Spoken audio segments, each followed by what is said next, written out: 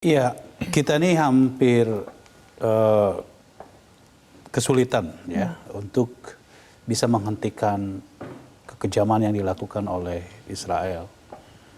Semua organisasi, baik organisasi negara-negara maupun organisasi multilateral, semua mengecam terhadap kekejaman terhadap Palestina yang terjadi di Gaza. Namun hingga saat ini kekerasan di Gaza tidak mereda. Dan bahkan yang mengkhawatirkan dan membuat kita semua prihatin, rumah sakit yang dibangun atas donasi sumbangan dari rakyat Indonesia.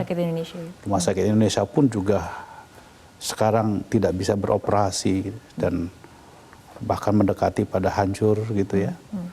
Dan ini kan kita semua bukan hanya soal ini soal kemanusiaan yang harus dihentikan.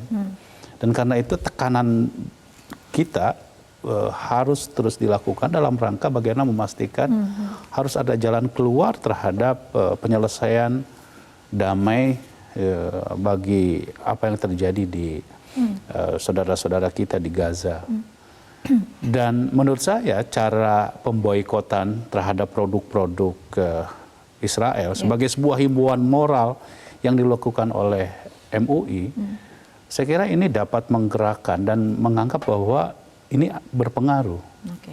Setidaknya mata dunia internasional juga akan melihat bahwa bukan hanya sekedar seruan-seruan yang sifatnya sloganistik, tetapi karena kita tahu bahwa penyerangan terhadap masyarakat Palestina di Gaza itu kan pakai senjata, dan senjata itu pasti dibeli dan pasti sumber keuangannya itu ya bisa jadi bersumber dari dana pajaknya Israel yang bersumber dari aktivitas ekonomi.